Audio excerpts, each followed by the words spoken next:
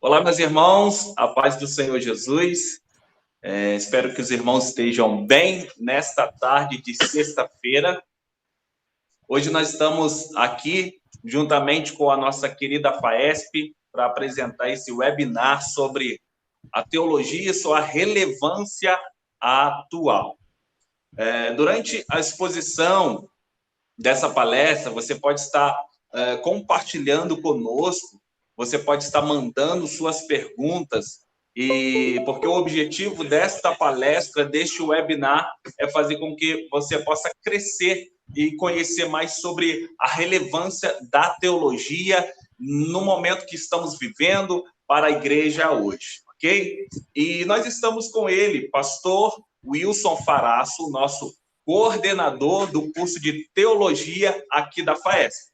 Rapidamente, eu quero fazer uma apresentação, eu quero dizer da nossa alegria de estar recebendo o nosso professor nesta tarde, para tratar de um assunto tão espetacular, um assunto tão relevante, um assunto tão precioso para nós. O pastor e professor Wilson Faraço, ele é bacharel em teologia pela FAESP, se formou na FAESP em 2005 e convalidou o seu bacharel pela UMESP, Universidade Metodista de São Paulo, em 2018. Ele também possui graduação em logística pela Faculdade Flamingo, em 2008. Ele se formou lá, a graduação de logística. Ele tem especialização também em administração de empresas pela Universidade Presbiteriana Mackenzie. Ele, em 2012, se formou lá e também está mestrando em teologia bíblica pela PUC, Pontífica Universidade Católica de São Paulo. Sua pesquisa está sendo desenvolvida no Novo Testamento, Evangelho de Marcos. Pastor Wilson Faraço, seja muito bem-vindo ao nosso primeiro de muitos webinar da FAESP. Querido professor Douglas Scarpe, a paz do Senhor a você e a todos os nossos queridos irmãos, irmãs, internautas, todos aqueles que estão acessando esse nosso conteúdo pelo canal da FAESP. Para mim, é uma grande alegria, uma imensa satisfação poder participar deste primeiro webinar, esse seminário pela web da nossa querida FAESP. Quero agradecer, não é, aos nossos queridos diretores da FAESP, não é? Pastor José Wellington Bezerra da Costa, o nosso pastor-presidente da nossa igreja e também o diretor-geral da FAESP, o pastor José Wellington Costa Júnior, vice-presidente da igreja, presidente da CJDB e também vice-diretor-geral da FAESP, e louvar a Deus pela vida do pastor Elias Rangel Torralbo, nosso diretor executivo da FAESP. Nós estamos felizes, porque a FAESP ela segue avançando, principalmente em dias tão tenebrosos, tão difíceis. E esta tarde, sem dúvida nenhuma, será uma tarde especial, porque nós estamos aqui para, juntos, refletirmos sobre o papel da teologia em nossa realidade. Nada mais é do que trabalharmos aqui alguns conceitos que, vez por outra, nos escapam ao longo da nossa caminhada de estudos teológicos. Então, aproveito para pedir que você compartilhe do nosso canal, compartilhe deste conteúdo, faça com que outras pessoas também sejam abençoadas. Vamos lá. O tema que aí está posto para nós trabalharmos é a teologia e a sua relevância atual. Eu coloquei alguns pontos que eu quero dividir com vocês, que me chamaram bastante atenção quando estava pensando no que trazer, né, como reflexão para este seminário. É bem verdade que nós teremos aqui um pouco menos de uma hora para trabalharmos todos esses temas, então não há pretensão alguma de esgotar qualquer uma dessas portas que se abrirão ao longo do nosso seminário. mas é importante que nós pontuemos esses assuntos, porque sem dúvida nenhuma irá abrir a tua mente e fazer com que você compreenda o papel importante, imprescindível da teologia na nossa vida cristã. E o primeiro assunto que eu quero trabalhar aqui é a ideia que nós precisamos ter do estudo teológico para tudo aquilo que viermos a fazer para Deus no que diz respeito ao nosso viver cristão. Às vezes nós achamos que a teologia ela está longe da nossa prática cristã. E a grande verdade é que iremos aprender nessa tarde que não. Tudo aquilo que nós fazemos em nossa vida cristã está, sim, carregado de muita teologia. Então, é imprescindível o estudo teológico. Vicente Cheng, ele traz uma ideia que é muito interessante, que nós iremos partir dela para a nossa reflexão. Veja comigo, por favor. Ele diz o seguinte: o estudo teológico possui um valor intrínseco e ele é a pré-condição, grave isso, a pré-condição de todo conceito e atividade cristã. Então vejamos esta afirmação. Para Cheng, ele diz que a teologia ela é uma pré-condição para todo conceito e para toda atividade cristã. E ele dá um exemplo. Ele coloca da seguinte maneira: é o empreendimento intelectual da teologia que governa o objeto e o modo da oração, define a razão e a maneira da adoração e formula a mensagem e a estratégia para o evangelismo. Vamos procurar capturar a ideia que Cheng traz dentro de seu pensamento. O teólogo aqui, na verdade, está demonstrando uma questão de viver prático.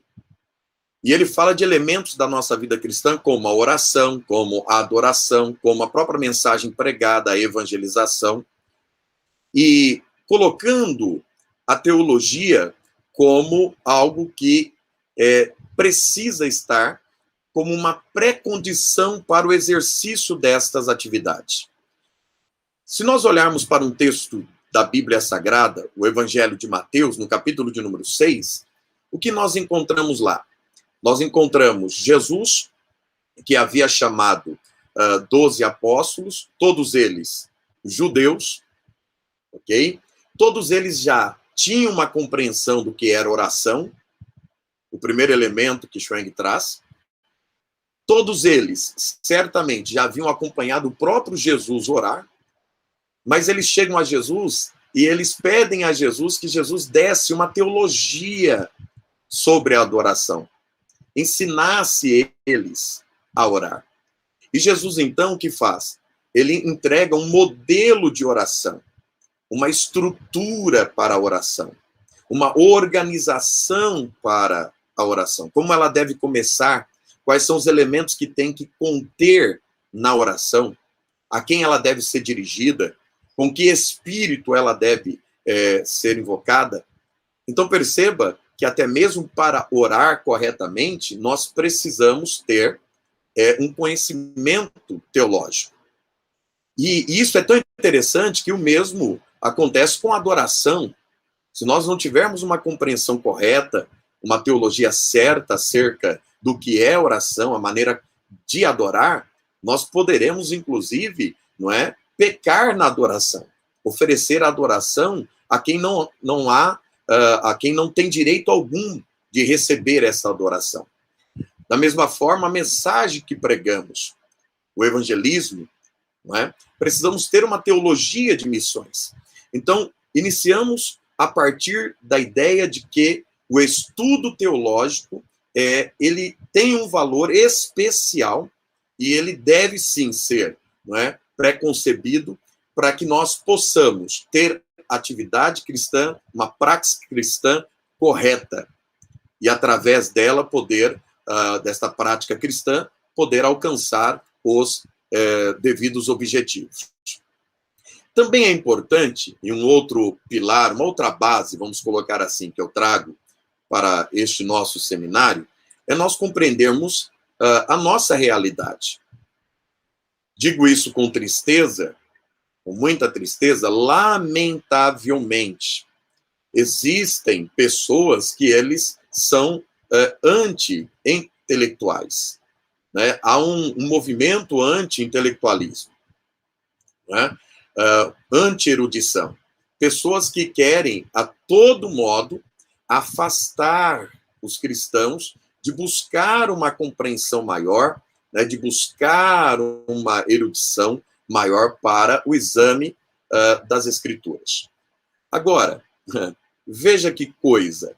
Os que assim procedem, os que assim fazem, eles tomam por base, não é, o texto de 2 Coríntios, capítulo 3, verso 6, comumente é o texto que se utiliza para aqueles que querem se afastar do campo teológico, quando eles dizem, não, eu não vou estudar teologia porque a letra mata e o Espírito vivifica. Nós temos um grave problema aí, exatamente por não, né, ter esta concepção teológica, acerca, inclusive, de uma básica interpretação bíblica. O texto que Paulo ele utiliza no capítulo de número 3, em nada tem a ver com o estudo teológico. Na verdade, aqui nós temos um uso equivocado, completamente equivocado para rejeitar o estudo teológico. O contexto desse texto, Paulo está falando aí sobre a importância do ministério apostólico. E para falar sobre a importância do ministério apostólico, o apóstolo Paulo vai contrastar o Antigo Testamento, a antiga aliança, ou as antigas alianças, com a nova aliança. Enquanto que, para o Antigo Testamento, para as antigas alianças, ele chega ao ponto de dizer que a lei de Deus estava estabelecida em tábuas de pedra, mas que agora a lei do Espírito está estabelecida em tábuas de carne, isto é, o coração. E ele vai dizer que na lei entregue a Moisés, não é, o pecado manifesto, ele era condenado com a morte. Portanto, esta lei tinha, então, a ideia de matar. A Bíblia até diz, né, que o salário do pecado é a morte, está lá em Romanos 6 e 23. Mas o próprio texto também diz que o dom gratuito de Deus é a vida eterna em Cristo. Então o Espírito vivifica porque agora, na verdade, na graça, né, no ministério de Jesus Cristo, aqueles que estão mortos são vivificados. Então, aonde abundou o pecado, superabundou a graça. Então, é isso que diz esse texto. Então, em nada tem a ver com este movimento, né, anti-erudição que nós temos aí. Pelo contrário, não é? Porque o Espírito, ele ilumina a nossa mente. É interessante também tomarmos aqui mais um teórico, o nome dele é Rick Nanhés. Ele é um teólogo e missionário no Equador, e ele faz uma grave denúncia. E qual é a denúncia que ele faz? Na verdade, ele expõe a negligência em uma das mais importantes faculdades humanas. Qual? A razão. E o que é que Nanhés ele traz? Não é? Esse texto é retirado do livro de Nanhés, Pentecostal de Coração e Mente. Eu gosto desse título, Pentecostal de Coração e Mente. E ali ele trabalha o chamado ao dom divino do intelecto. Não é? Foi publicado pela editora Vida, este livro, e olha o que ele nos diz. Olha o que ele nos diz. Mas continuamos um povo profundamente preocupado com a cura física e desconfiado da cura intelectual. Veja o quanto isso é grave. E aí ele diz: permitam-me dizer isso de modo direto. possuir um coração ardente e um intelecto fraco, na melhor das hipóteses, serve à mediocridade, e na pior, à desgraça. Então, Nanhês está colocando luz a um problema real e que convivemos com ele. Pessoas que têm um desejo até sincero de terem os seus corações ardentes, não é, pela palavra de Deus, não é, buscando a Deus em oração, em adoração, mas que se esquecem que também precisam ter um intelecto fortalecido, um intelecto, não é, que verdadeiramente, não é, seja iluminado pela palavra de Deus. E é nesse caminho que nós vamos trilhar nesse seminário, trabalhando, sim, aspectos voltados ao coração, mas também os aspectos voltados à nossa mente. Nunca, foi tão necessário uma mente fortalecida quanto em nossos dias. Outra distinção importantíssima que nós precisamos fazer quando falamos sobre o saber teológico é o que a Bíblia ela diferencia do saber mal e do saber bom. Então eu tomei aqui 4 textos, um em Romanos, outro em Coríntios, 1 Coríntios, e 2 na carta de Tiago, para demonstrar isso a vocês. Vejamos Romanos 16, 19, assim diz: todos têm ouvido falar da obediência de vocês, por isso estou muito alegre. Mas quero que sejam sábios, olha a diretriz e a orientação do apóstolo Paulo. Quero que sejam sábios em relação ao que é bom e sem malícia em relação ao que é mal. É possível canalizar o saber para algo que não é bom, que isso fique claro. Assim como é possível direcionar o saber para aquilo que é bom. Veja o que Paulo também escreve em 1 Coríntios, capítulo 8, e o versículo de número 2. E se alguém cuida saber alguma coisa, ainda não sabe como convém saber. Então, existem pessoas que elas julgam saber, acham que sabem, mas não sabem como convém. Precisam ser direcionadas. Daí a importância de escolher bem, né, a que curso teológico o amado irá se matricular. Precisa ser dirigido corretamente. Agora vamos para os textos de Tiago. Veja a compreensão de Tiago. Tiago 3 e o verso 15, depois leremos o verso 17. Esta não é a sabedoria que vem do alto, mas é terrena, animal e diabólica. Veja que texto interessante. Tiago fala sobre um saber, que não é o que vem do alto, é um saber distinto, e que esse saber ele é terrenal, ele é animal e diabólico.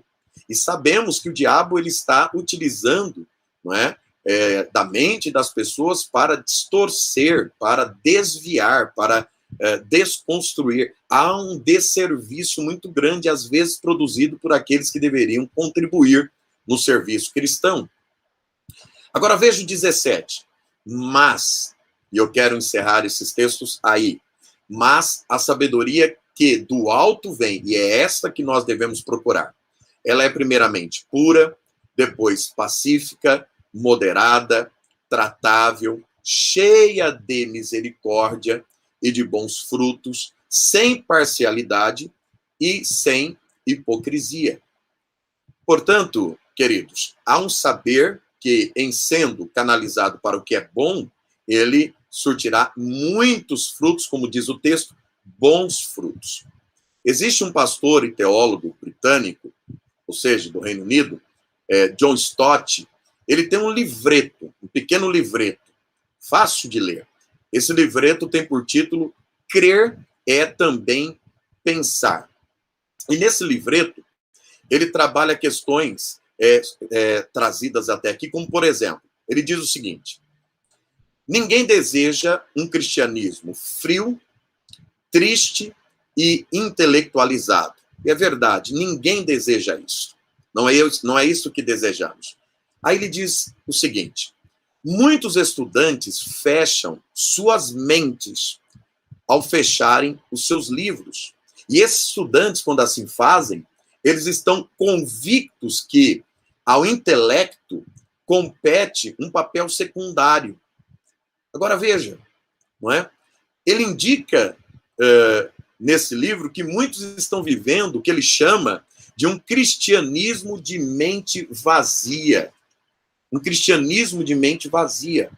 Agora, não é isso que nos ensina as Escrituras Sagradas. Eu convido você a abrir a sua Bíblia, ali em Mateus capítulo 22, pega a sua Bíblia agora, e o versículo de número 37, para que eu lhe mostre que há um mandamento, não é? O principal mandamento, inclusive, que ele nos direciona para algo diferente. Veja o que diz lá. Jesus, ao falar o seu maior mandamento, ele diz assim: amarás o Senhor teu Deus de todo o teu coração e de toda a tua alma e com toda a tua mente. Há 3 aqui elementos do corpo humano que Jesus ele está envolvendo nessa relação com Deus. São eles. No grego, a palavra que aparece aí é cardia, está falando do coração. Né? Então ele diz, de todo o teu coração, suas emoções, seus sentimentos. Aí ele diz também, de toda a tua alma, a palavra grega que aparece aí é psique. Então, de todo o seu entendimento, né? De toda a sua psique. Né? E ele também coloca aí uma outra palavra, que é a palavra dianoia, ou dianoia. E que palavrinha é essa? Depois nós vamos separá-la aqui. Não é? Essa palavrinha, ela tem no original o sentido, Strong diz que ela tem o sentido de compreensão, de intelecto, de mente. Mas em que aspecto? É uma palavra conjunta, a primeira palavrinha é dia, que significa de lado a lado, e a segunda palavrinha é noiel, que significa usar a mente, da palavra nous, que é mente. E qual a ideia, então, de se colocar lado a lado? Que ideia é essa? Aqui trata-se do pensamento crítico. Inclusive, dessa palavra vem a tão conhecida palavra no campo acadêmico, dialética. E o que é dialética? Dialética, no original, né, etimologicamente falando, significa alcançar o outro lado. Né? Checar. Para Platão, né, ele via a dialética como um processo de diálogo. É quando a gente dialoga. Né? Já para Aristóteles, ele via a dialética como um raciocínio lógico, ou seja, checado. E aí eu paro para pensar. Lembra-se quando Lucas, você se lembra quando Lucas, ele escreve ali em Atos dos Apóstolos sobre Paulo chegando a Tessalônica e a forma como eles receberam a palavra de Deus, e depois ele sai de Tessalônica, ele vai para Bereia, e quando ele chega em Bereia, ele faz questão de notificar que os de Bereia eram bem diferentes dos de Tessalônica, e o que diferenciava é que os de Bereia, eles checavam, eles colocavam a mente para funcionar, eles usavam o intelecto, eles verificavam se nas escrituras de fato estava ali em acordo com aquilo que o apóstolo Paulo estava pregando, trazendo a eles. Portanto, nós estamos diante de um saber que precisa, sem dúvida nenhuma, ser checado. E é por isso que a teologia ela é extremamente relevante para nos ajudar nesse processo. Então, avançando, o que é teologia? O que significa teologia? Apenas aqui, de maneira bastante rápida, boa parte das pessoas já sabem que teologia vem de 2 palavras gregas, theos e logos, Deus e palavra. Tá? E quando você junta essas palavras combinadas, significa o estudo de Deus. Iremos aprofundar um pouco aí. Então, o que é teologia? Tá? Teologia é pensar, teologia é refletir sobre a nossa fé e tudo o que está ligado a ela. Isto envolve aspectos, não é, doutrinários, éticos e morais, aspectos espirituais, a própria vida, não é, de caridade, de amor ao próximo, a solidariedade, entre outros, não é, entre outros assuntos. Então, logo, é pensar a realidade humana à luz das Escrituras. Então, quando nós falamos de teologia, nós estamos convidando você a pensar. Não agir de maneira instintiva, impulsiva, não. A refletir, a pensar. Este é o convite, inclusive, desse seminário, convite, não é, deste webinar. É importante também que tenhamos claro que existem 3 níveis da teologia. E quando nós falamos sobre teologia, você há de convir que existe aquela teologia da vida cotidiana. Não é? Quando alguém diz, Deus te abençoe, Deus te guarde, vá com Deus, não é? Há uma teologia aí. Só que essa teologia é uma teologia bastante rasa. Não é? É uma teologia que carece de ser melhorada, de ser aprofundada. E existe um segundo nível de teologia que podemos chamar como iniciação à teologia. É quando a gente inicia esse conhecimento teológico, que também é chamado de teologia na pastoral. É quando alguém se entrega a Cristo e começa a participar de uma comunidade, pertencer a uma igreja. E ali ele recebe, a cada vez que vai, um conteúdo teológico, quer seja através da exposição da palavra de Deus, quer seja através dos louvores carregados de teologia também. Esse é um segundo nível da teologia. Mas existe também um terceiro nível, que é o nível acadêmico, a teologia acadêmica. Precisamos entender que, de certa forma, tudo que nós fazemos na nossa vida, existe ali um pensar teológico. Quem fala sobre isso é Rubens Alves, que é um psicanalista, pastor e teólogo presbiteriano. Ele tem um livro interessante sobre a teologia do cotidiano, onde ele escreve ali meditações sobre o momento vivido hoje e a eternidade. E algumas questões ele aborda ali, que são questões do dia a dia, como, por exemplo, não é, as pessoas que morrem. Ele dá o exemplo do Senna, que morreu. E ele fala, não é, que essa partida, né, essa morte de alguém tão conhecido como foi o Senna, leva, né, nesse caso, levou o país inteiro a refletir sobre as questões envolvendo a eternidade. Então, necessariamente terá que pensar de alguma forma teológica, não é? Pensar sobre a eternidade, sobre a vida após a morte, refletir sobre a sua própria vida.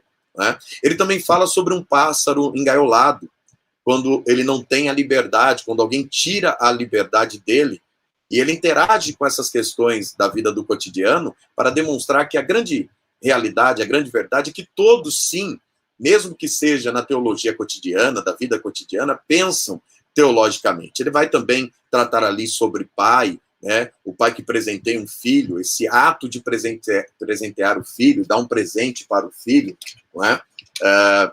Assim também Deus presenteia, dá dons, né, aos homens, a própria vida é um dom de Deus, um presente de Deus a todos nós.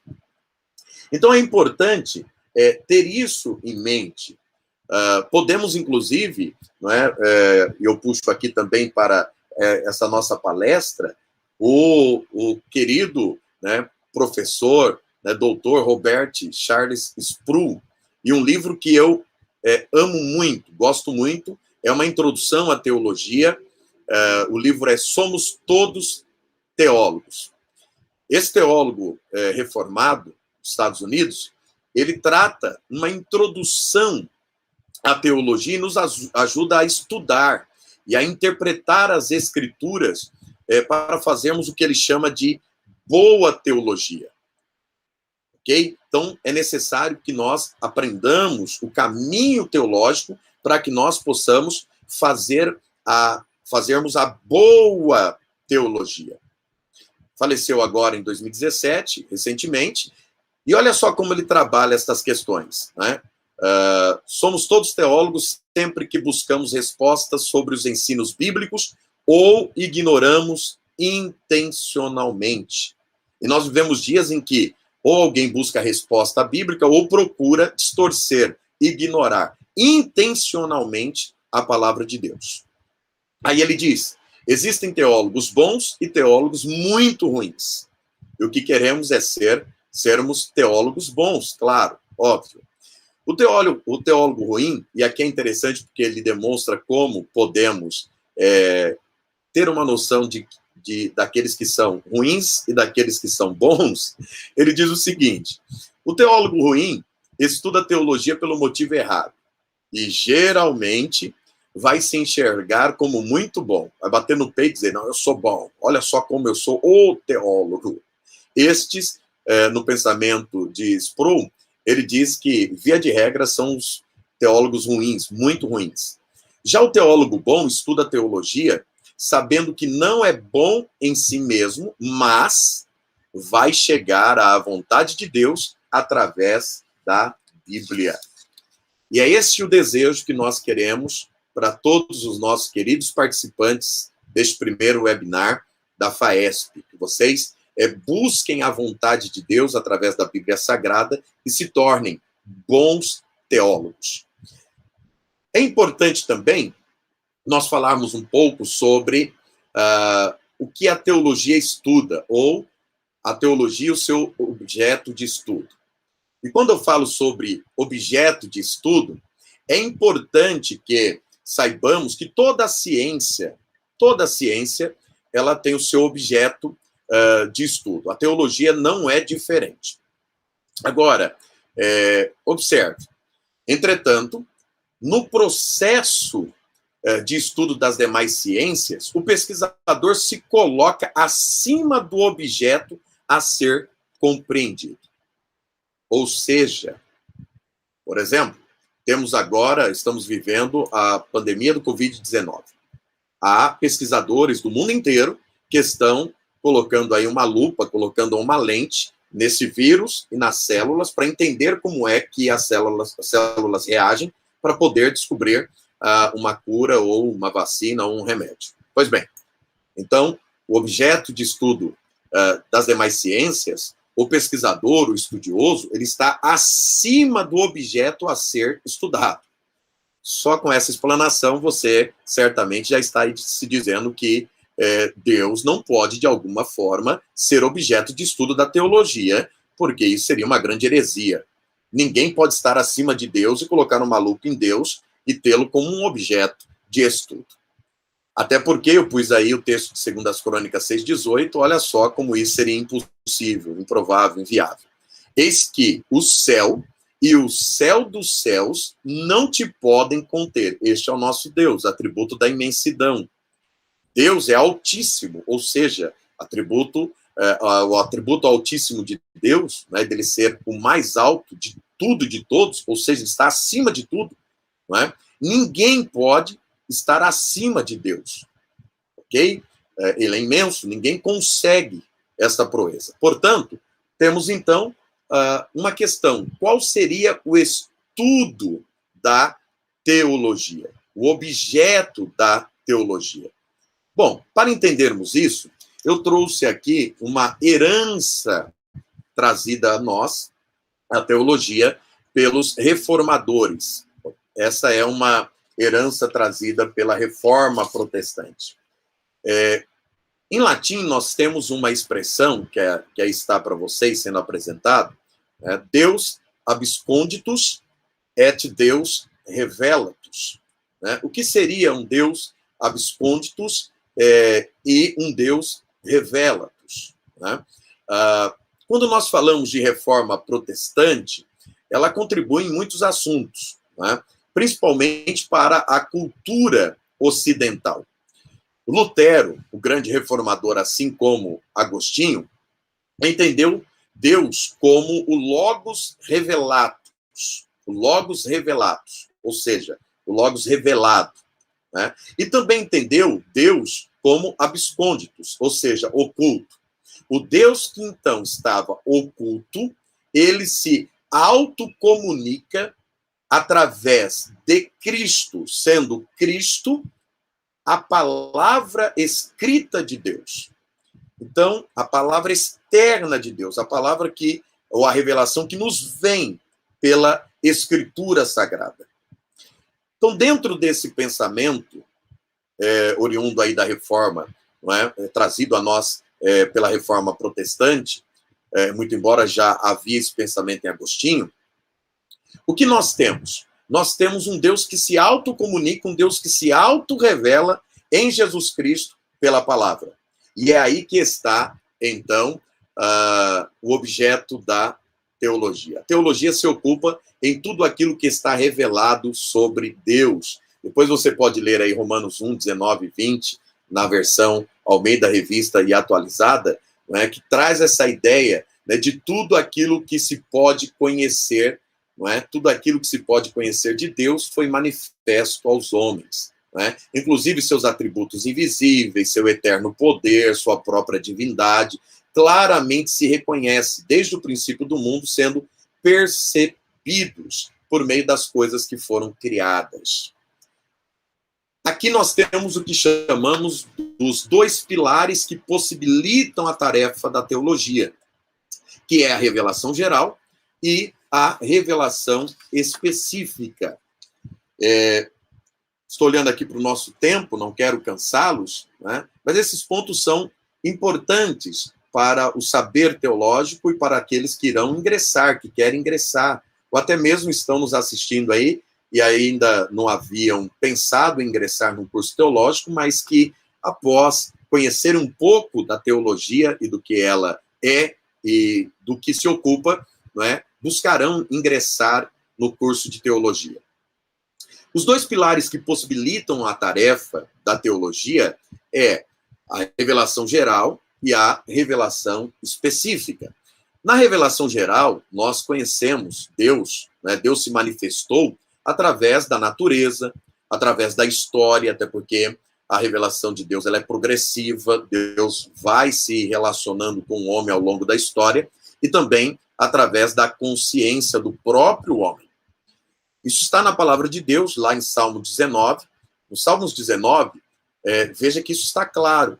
Os céus declaram a glória de Deus e o firmamento anuncia, olha o anúncio, as obras de suas mãos. O verso 2 diz, um dia faz declaração ao outro dia e uma noite mostra sabedoria a outra noite. O verso 3 diz, não há linguagem, nem fala, onde não se ouça a sua voz.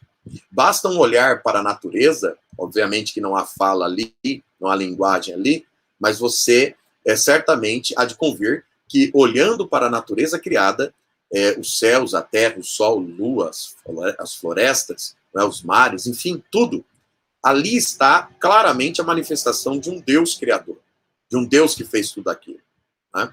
A própria consciência do homem também recebe essa informação divina, essa fagulha de revelação.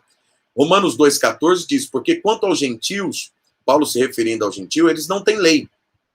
Fazem naturalmente as coisas que são da lei, não tendo lei. Aí ele diz, para si mesmos são lei, os quais mostram as obras, ou a obra da lei, escrita em seus corações, testificando juntamente a sua consciência e seus pensamentos, quer acusando-os, quer defendendo-os. Então a nossa consciência, ora nos acusa, ora nos defende. Não é? Que é o juízo da razão. Então aí está um dos pilares que possibilitam a teologia, e o segundo, que é dado ao homem através da Escritura Sagrada. Estamos aí diante da revelação escrita.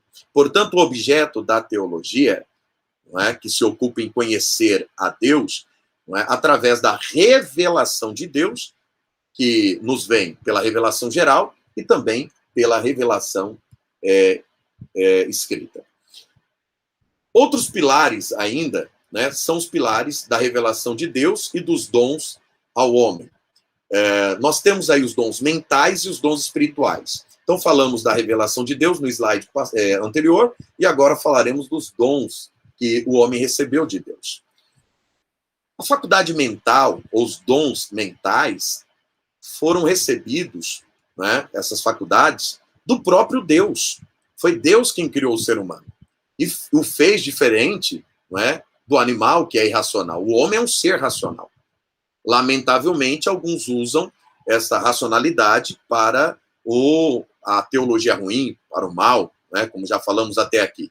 É o caso do ateísmo, né? É o caso também do panteísmo, do teísmo. Para aqueles que ainda não conhecem essas terminologias, ateísmo nega a existência de Deus, né? São aqueles que são contra, né? São os ateus, né? São contra esta revelação de Deus, o conhecimento de Deus. Negam que Deus existe, ok?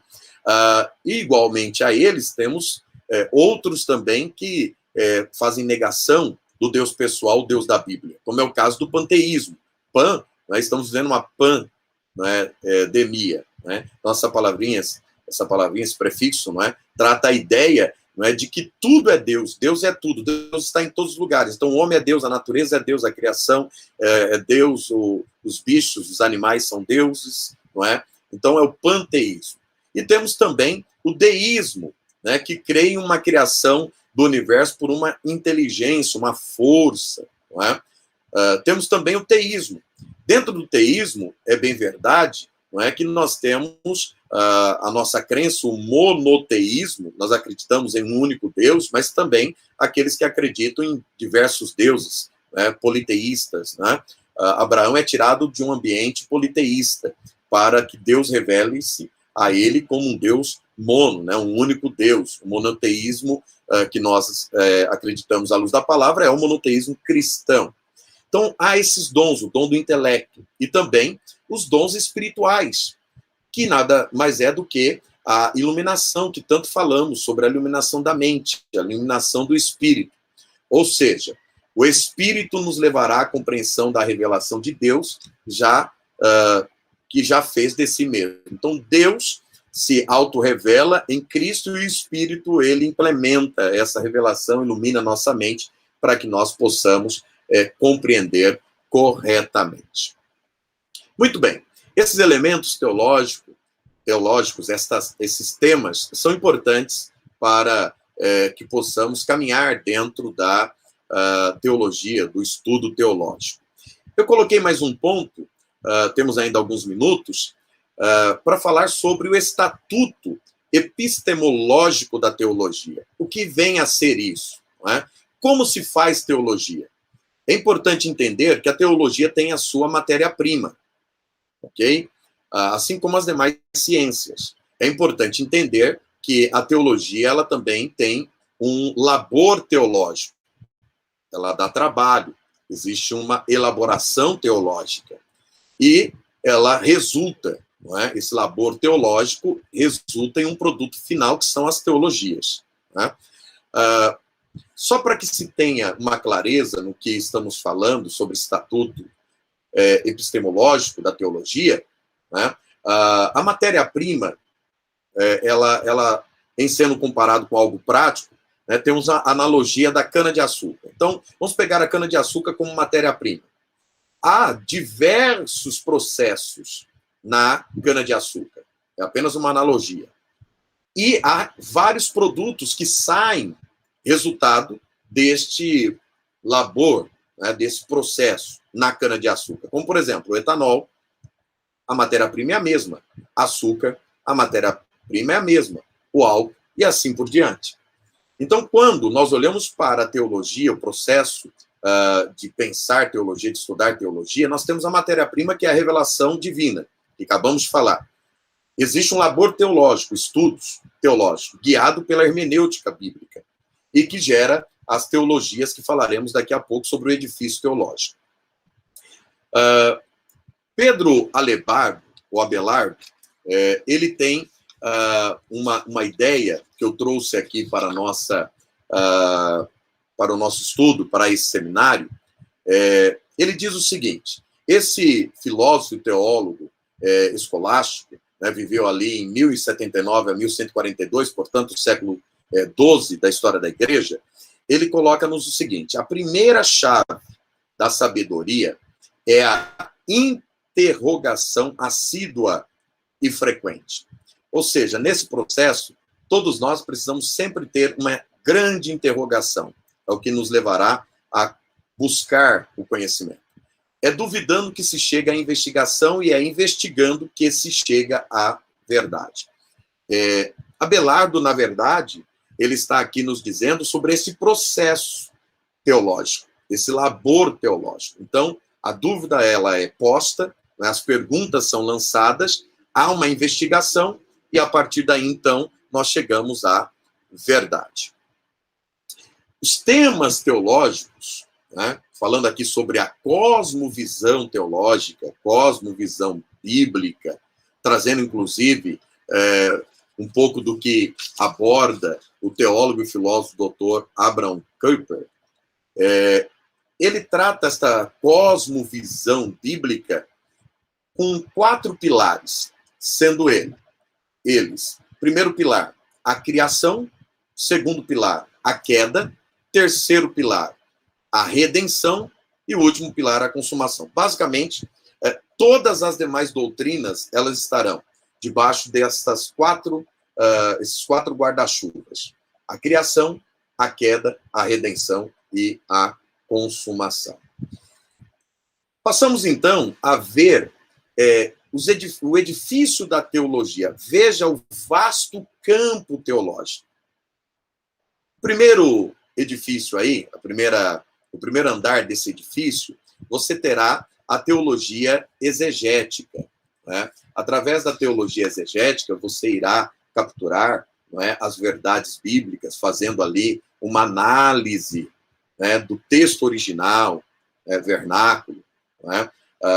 O hebraico do Antigo Testamento, o aramaico, né, o próprio grego do Novo Testamento. Né? Então, de maneira exegética, você utilizará, encurtará os abismos que há na compreensão bíblica, o abismo cultural, histórico, linguístico, enfim. Não é? Você fará a exegese, conhecerá ferramentas para essa exegese tão importante, não é? Para o conhecimento teológico. Existe também um andar chamado de teologia histórica. Nós temos toda a história da civilização, podemos chamar ali o Antigo Testamento, os primeiros 11 capítulos do livro de Gênesis, sobre a história primitiva da humanidade. Nós temos também a história de Israel, a partir ali do período patriarcal, nós temos toda a história de Israel. Temos, inclusive, a história entre os testamentos, o período interbíblico, temos a história do Novo Testamento, a história de Jesus, temos a história da igreja e toda a história do cristianismo. Então, a teologia histórica, ela nos ajuda também a entendermos, e também a história teológica, a história da teologia, não é? Então, precisamos caminhar dentro desses andares. A própria teologia bíblica, que inclusive é onde estou, né? O uso da hermenêutica, o uso da investigação, né? Do conteúdo sagrado, né? Da Bíblia Sagrada, onde você tem a Bíblia como fonte, né? A Bíblia como a base para a sua investigação. A teologia sistemática, onde você tem, não é, toda a organização sistemática dos temas que estão debaixo desses guarda-chuvas, como, por exemplo, não é, a teontologia, o estudo do ser Deus, cristologia, o estudo de Cristo, pneumatologia, o estudo do Espírito Santo, antropologia, o estudo do homem, não é, hamartiologia, o estudo da queda, do pecado, não é, soteriologia, o estudo da salvação, angelologia, o estudo dos seres criados, dos anjos, não é? Escatologia, o estudo do fim, e assim sucessivamente. E, por último, a teologia prática, que, na verdade, é a teologia da vida cotidiana, não no sentido raso, né, mas no sentido de interagir com a vida prática. É a praxe da igreja, é a praxe pastoral, é a prática de evangelização, a prática de missão, é a teologia colocada na prática. Ok? Muito bem.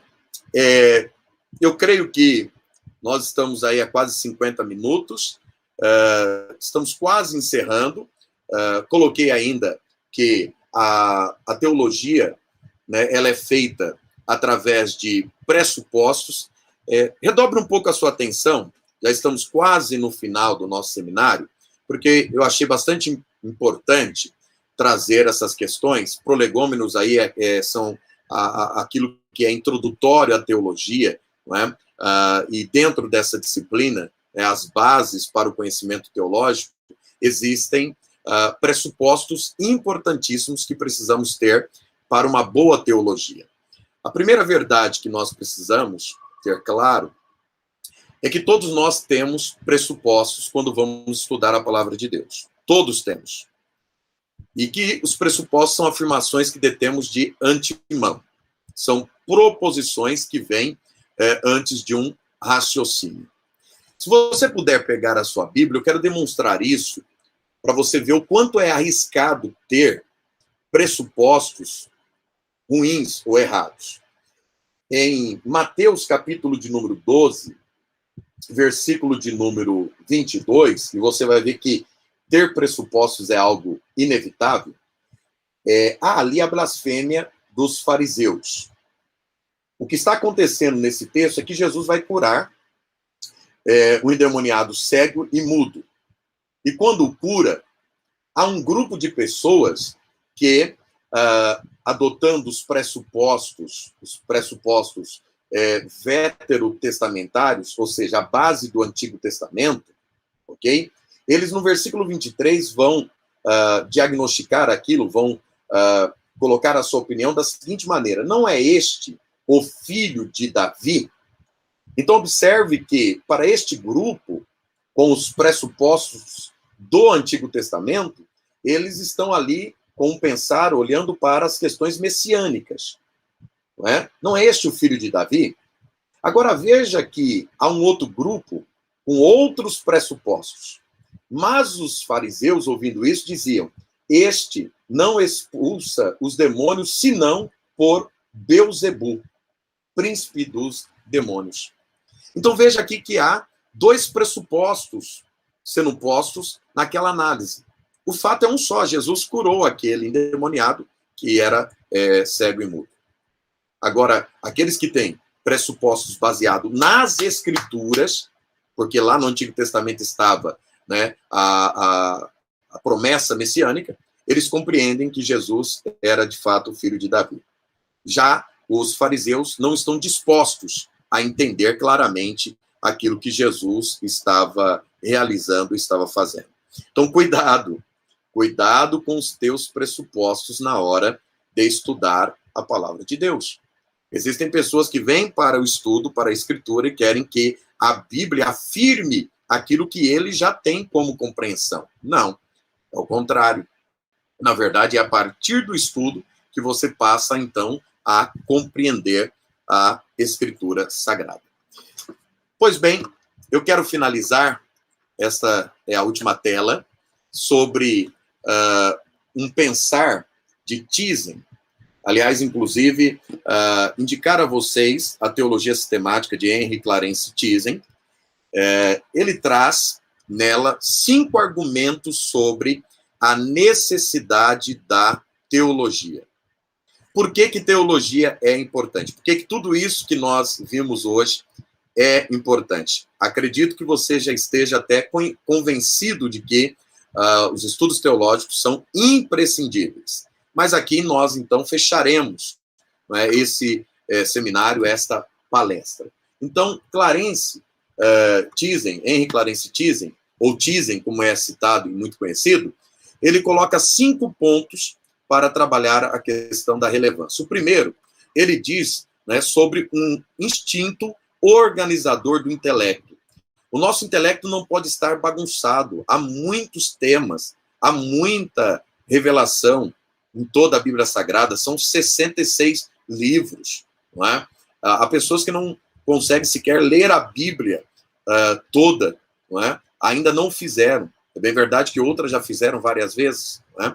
Então, há muitos assuntos, há muitos temas. Então, por que a teologia é importante? Porque ela vai lhe ajudar a organizar esses assuntos no seu intelecto.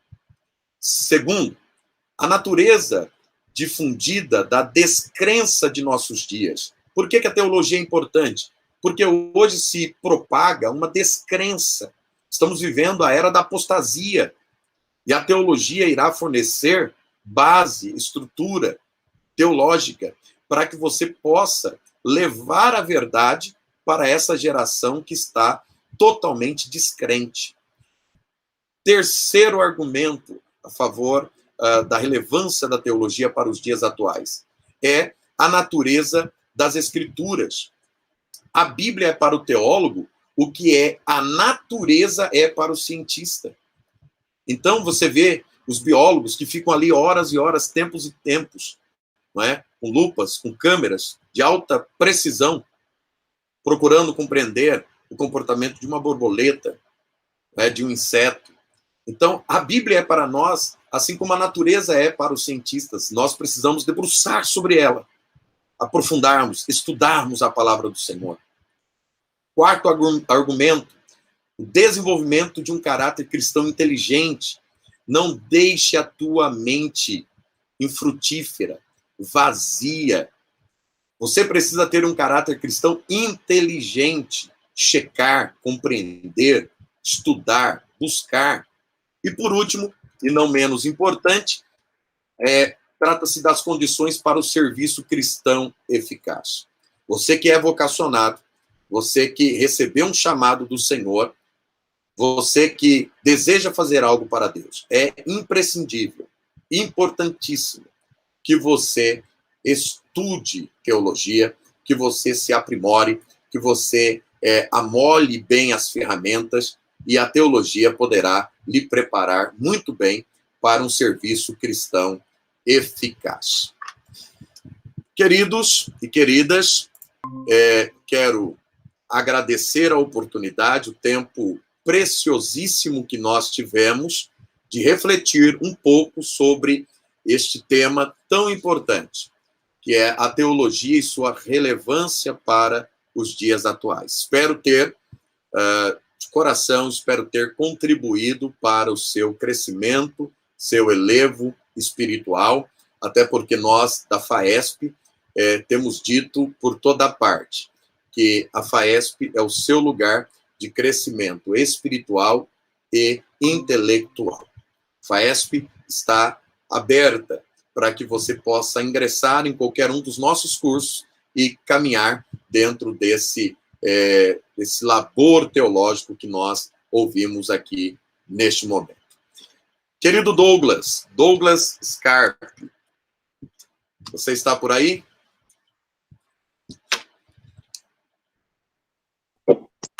A paz do Senhor, pastor Wilson Faraço, estou por aqui sim. Consegue me ouvir bem? Te ouço muito bem. Nós temos aqui muitos alunos assistindo esse nosso primeiro webinar sobre a relevância da teologia. Muita gente mandando um abraço aqui, elogiando o trabalho da FAESP. Temos professores aqui ativos também. E temos algumas perguntas. Vamos lá para um momento de perguntas e respostas? Vamos lá. Eu, de coração, procurarei responder a todas, desde que possível. Ótimo. E no final, o senhor já indicou, né, algumas literaturas. Se tiver mais a respeito do assunto, pode nos enviar. Vamos lá. A primeira pergunta é a seguinte. Todos os pastores de igrejas, eles devem ser teólogos? Olha que boa pergunta, Douglas. Bom, creio não ter comentado, eu sou um pastor de igreja, né? Pastoreio um dos nossos setores aqui, o setor da Igreja Assembleia de Deus no Ministério do Belém, em Cajamar. Nosso pastor-presidente, por bondade e misericórdia, nos direcionou para lá. Então, eu posso falar com bastante propriedade, Douglas, sobre esta pergunta, porque eu atuo na atividade pastoral desde os meus 19 anos. Então, já estou aí indo para 21 anos de labor pastoral, né, de prática pastoral. E é óbvio que quando eu comecei, eu não tinha teologia. Né? Estudava a Bíblia, me esforçava bastante, orava bastante, e comecei ali, não é, a auxiliar o trabalho. Mas, à medida que o trabalho foi crescendo e o meu envolvimento foi aumentando, eu vi claramente a necessidade de ter, né, uma construção teológica, um saber teológico maior. Por quê? Os desafios na praxis pastoral são os mais diversos possíveis, principalmente no momento em que avançam os dias, porque estamos vivendo a era da tecnologia. Você está falando ali, alguém está consultando na web e já tendo definição da palavra, comentários e assim por diante. Então, eu vejo hoje que é indispensável, né, não é obrigatório, mas vejo como indispensável que o pastor que está à frente, que tem o trabalho de alimentar, de orientar, de doutrinar, de ensinar o rebanho, que ele, sim, faça teologia. Aliás, em nosso ministério, o primeiro ofício, né, a primeira consagração, que é a diácono, só é oferecida àqueles que, primeiro, óbvio, tem um chamado, mas que tenha um curso básico em teologia. Então, a igreja já vê dessa forma também. Muito bom, muito boa a resposta. Então, é essencial que o obreiro se capacite. Vamos lá. Outra pergunta é a seguinte: o senhor falou muito bem, explicou muito bem sobre aquela passagem da letra mata, mas o espírito vivifica e tal. Agora, a pergunta que fica é a seguinte: como demonstrar a importância da teologia ou dos estudos teológicos para a nossa igreja? Douglas, essa pergunta ela vem ao encontro de um momento que eu mesmo estou vivendo. Eu tenho buscado uma compreensão, estudado também vários livros, pesquisado em vários livros, de onde vem essa ideia de que o estudo teológico ele esfria, né? O estudo teológico ele nos afasta de uma sensibilidade. De onde vem? Porque, veja, nós temos, na nossa história, Daniel Berg e Gunnar Wingre, os nossos pioneiros, e Gunnar Wingre, por exemplo, foi um teólogo.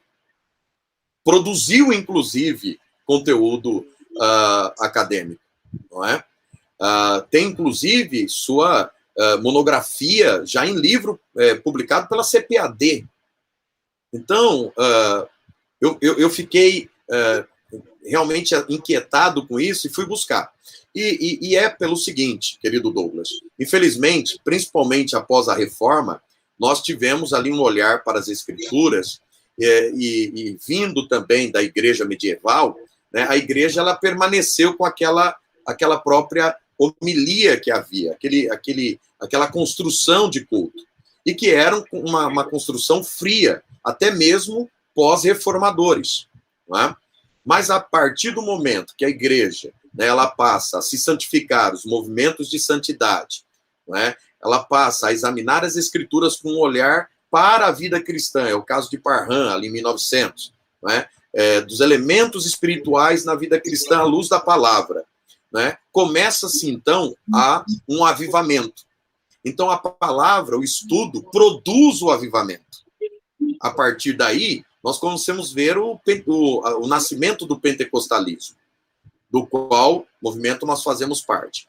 Então, eu tenho sido um defensor de que o estudo teológico não nos afasta de uma vida de piedade, uma vida de consagração, uma vida de oração, que é esse divórcio, né? Quem faz são os teólogos ruins, que eu demonstrei aqui no seminário.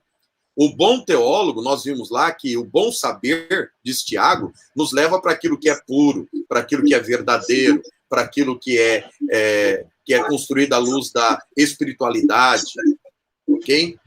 Então, a resposta... Está dando um eco aqui, viu, Douglas?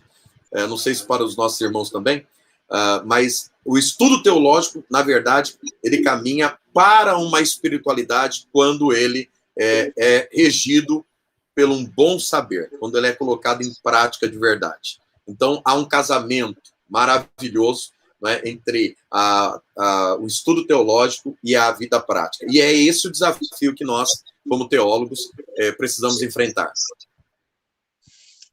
Muito bom essa resposta. E, na verdade, quando nós somos convertidos por Cristo Jesus, somos convertidos por completo, né? Até o nosso cérebro, o nosso intelecto é convertido para a glória de Deus.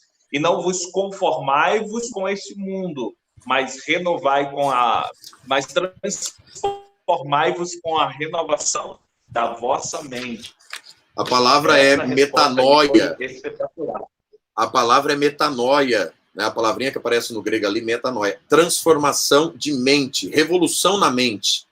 Então, a conversão ocorre na mente. A mente é iluminada. A mente é iluminada para a verdade, porque os nossos olhos estavam tampados, estavam fechados. Não é? A mente estava fechada, mas quando nós recebemos o evangelho, a iluminação vem, por isso, a ação do Espírito Santo. Não é? O próprio Jesus falou, quando o Espírito Santo viesse, ele vos faria lembrar. E a lembrança está onde? Na mente. Não é? A nossa mente seria ativada para a revelação de Deus através de Cristo. Não é? Então, metanoia é essa transformação da mente, mente iluminada e o coração aceso. Né? Muito bom. Vamos lá, vamos para as duas últimas perguntas para encerrarmos esse momento tão precioso e deixar com gostinho de quero mais, para que possamos ter muito mais webinar através da nossa faculdade pentecostal, faculdade FAESP. Vamos lá. Temos aqui uma pergunta do Gabriel Silva, enviou 3 perguntas aqui para nós. Vamos selecionar uma aqui, ó. Como fazer uma boa teologia fiel aos princípios bíblicos e para a edificação da Igreja de Cristo? Excelente pergunta. Bom, primeiro, como fazer uma boa teologia? Hoje nós demos aqui um caminho, né? Algumas pistas ali do processo, né? Eu disse que a matéria-prima é a revelação divina, a escritura, né? E disse que o labor teológico, ele é desenvolvido através da hermenêutica. Basicamente, o pilar é a hermenêutica. Uma boa hermenêutica. Uma hermenêutica correta, que busque a intencionalidade do autor sagrado, que não descarte. Pois veja, Deus, ele inspirou, nós cremos na inspiração plenária e verbal das Escrituras, nós cremos que a Bíblia, ela é a inspirada, a inerrante, a infalível, a completa, a soberana e a eterna palavra de Deus. A única regra de fé e prática para a vida cristã e para a conduta do cristão e para a formação do seu caráter cristão. Então, primeiro, não podemos nos afastar da palavra de Deus, jamais. Segundo, precisamos de uma interpretação coerente à intenção do autor sagrado. Se Deus o inspirou, ele tinha uma intenção ao produzir aquilo, porque o seu pensamento também foi inspirado.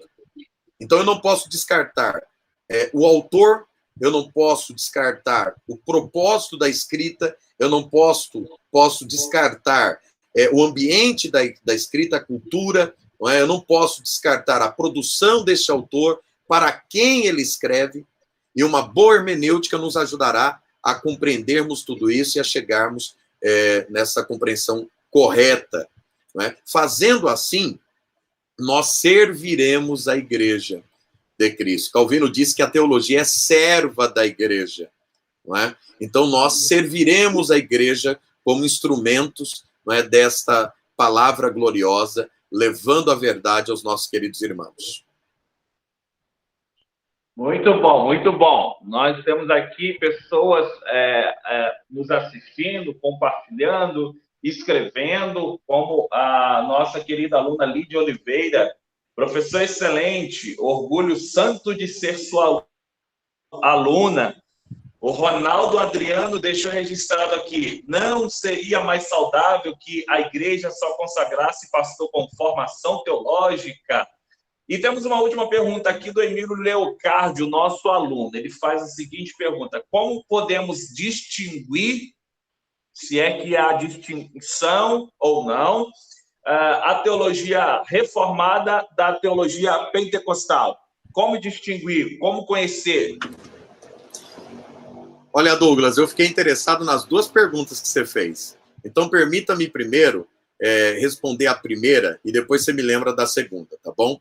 A primeira pergunta, parece que o nosso irmão aí, ou irmã, coloca... Ronaldo Adriano. Repete ela, por favor. Ele fez aqui uma colocação assim, ó, não seria mais saudável que a igreja só consagrasse pastor com formação teológica? Maravilha. Bom, hoje é assim, né? No passado não era. Mas eu preciso colocar um ponto aí, Douglas. Há um fator na Igreja Assembleia de Deus, no pentecostalismo, deixa eu colocar assim, que para mim é extraordinário. Porque, veja só, como é que a gente cresce tanto como crescemos? Um crente hoje, em nossas igrejas, ele aceita Cristo, ele recebe ali, não é? Eu falei ali dos níveis de teologia, né? O cotidiano e a teologia pastoral. Então, ele ingressa a fé e ele passa a receber um conteúdo teológico básico ali, que é a ação pastoral, não é? E esse irmão já se sente impulsionado, vocacionado a pregar o evangelho. Ele já incorpora o ide de Jesus naquele momento. E o que é que ele faz? Ele já é um pregador na casa dele. Ele não vê a hora de reunir um grupo para falar de Jesus. E eu passei por isso. Ele reúne um grupo para falar de Jesus no trabalho, na escola, na rua, em casa, em todos os lugares. E o que acontece? Vez por outra, isso cresce, porque isso dá fruto, não é? E aí já nasce um trabalho ali, já começa até um ponto de pregação. E a partir do momento que começa um ponto de pregação e isso cresce, não é? E avança, vai crescendo ao ponto de ter que pôr um pastor ali. Então, isso eu acho importante e fantástico no meio evangélico, no meio pentecostal. E acho que não deve ser mudado. Agora, é lógico, né? Aquele que vai pastorear uma igreja, hoje já é assim, como eu disse, diáconos, presbíteros, evangelistas e pastores são consagrados depois que eles fazem um curso de teologia. E o interessante é que esse novo convertido ele já tem um sermão de 4 pontos. Que é o evangelho quadrangular, não é? O completo, não é? Que é Jesus salva, cura, Assembleia de Deus meu Deus, como eu amo estar onde estou, não é? Então ali salva, cura, batiza com o Espírito Santo e em breve nos levará para o céu. Douglas, olha como isso é rico. Alguém acha que é uma frase solta, não é? Faz parte inclusive está no nosso, que é uma indicação de livro, não é? A Declaração de Fé das Assembleias de Deus. Não é? Ela, na primeira página, está lá exatamente essa expressão, porque ela tem fundamento teológico. Né? Jesus salva. Aqui está a queda do homem, o homem, a queda do homem, não é? Antropologia, hamartiologia e a soterologia, porque é o salvar. Bom, se você analisar aqui, quem é que salva? Deus. Então tem teontologia, cristologia, pneumatologia, não é? Jesus, ele cura, pneumatologia, não é? Batiza com o Espírito Santo, não é? Pneumatologia e escatologia, né? Então, escatologia, o final dos tempos, né? Para onde vamos. Então, olha quanto saber teológico em uma simples frase. Muito bom, muito bom.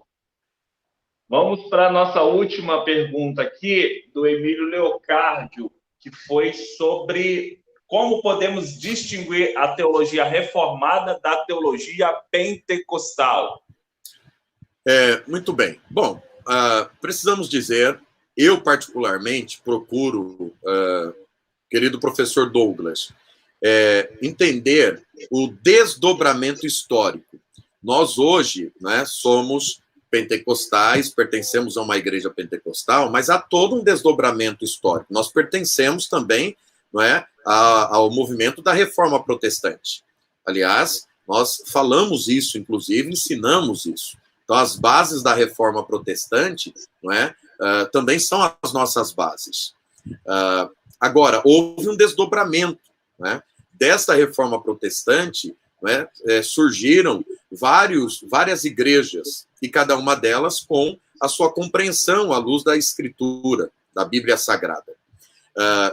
Aliás, eu tenho sempre aquela construção que, salvo engano da minha parte, deixa eu ver aqui, eu coloquei no meu WhatsApp.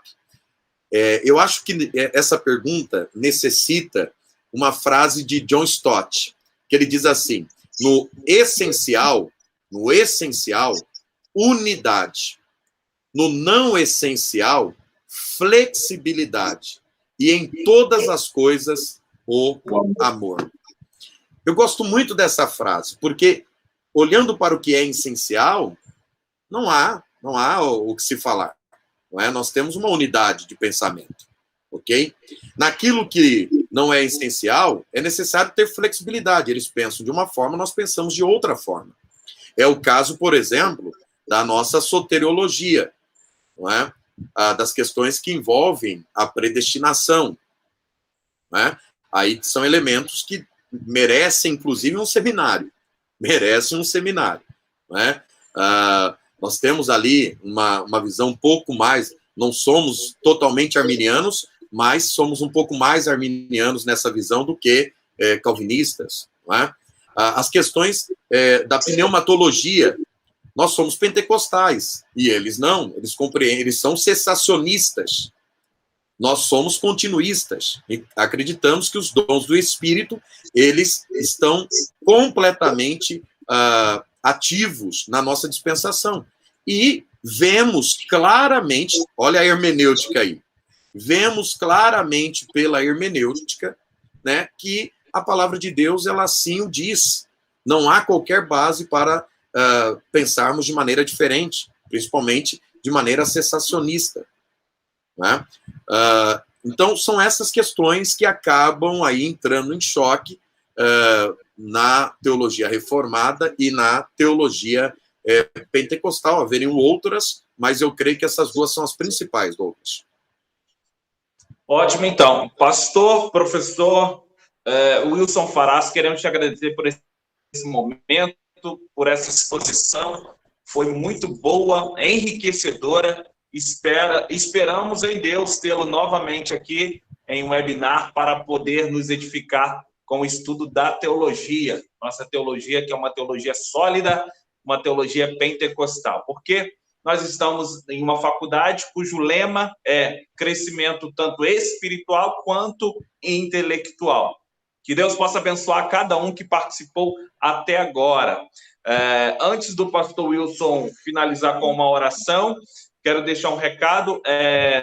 Daqui a pouco eu vou disponibilizar um link abaixo aqui nos comentários dessa palestra. Você clica nesse link e coloca o seu nome certinho, o e-mail, para que você possa receber o certificado desta palestra, deste webinar, tá ok? Então, ali nos comentários, no YouTube, nós vamos disponibilizar daqui a pouco um link. Você acessa esse link, coloca o seu nome, seu e-mail, para você receber o certificado deste webinar sobre a importância da teologia nos dias atuais, tá bom?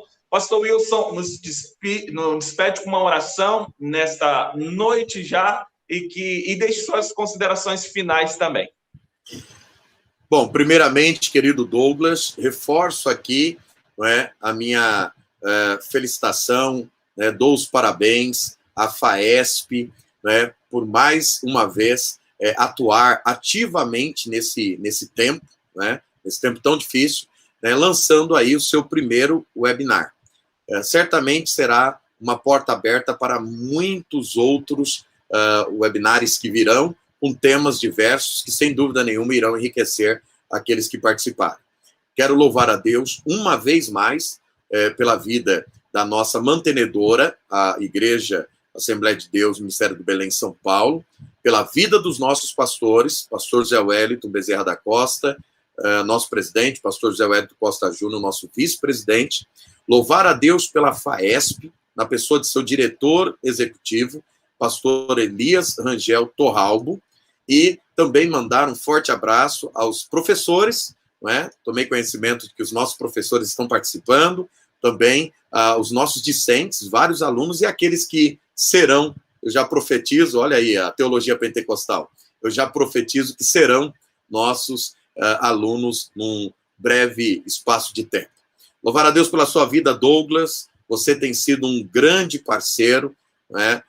Tem nos ajudado bastante, e é muito bom tê-lo em cada atividade que a gente executa aí junto à FAESP e toda a equipe FAESP. E agradecer a Deus por esse tempo tão oportuno. Vamos lá, vamos orar então. Foi me dada a oportunidade de orar, e eu quero orar por você, não é? Quero pedir a Deus que Deus siga lhe abençoando já nesta noite de sexta-feira. Querido Deus e eterno Pai, glorificamos e adoramos o teu nome, estamos enriquecidos por este momento que o Senhor proporcionou a cada um de nós. Agora, quando estamos chegando ao final deste primeiro webinar da FAESP, eu venho lhe pedir que a tua bênção, Senhor, seja estendida à nossa mantenedora, aos nossos pastores, à FAESP, ao nosso diretor executivo, a todo o corpo técnico, a todos os nossos professores, todos os nossos alunos e a todos aqueles que o Senhor preparou para que estivessem aqui e até aqueles que ainda irão acessar esse conteúdo e serão abençoados com esses estudos acerca deste importante tema, o papel da teologia em nossa atualidade, a relevância da teologia nos nossos dias. Senhor querido, agradecido a Ti por me proporcionar este momento tão especial, quero te louvar e te glorificar no nome de Jesus Cristo, o teu Filho unigênito. Assim eu oro, assim lhe peço, para a glória de Deus Pai. Amém e amém. Deus em Cristo abençoe a sua vida. Querido Douglas, encerramos?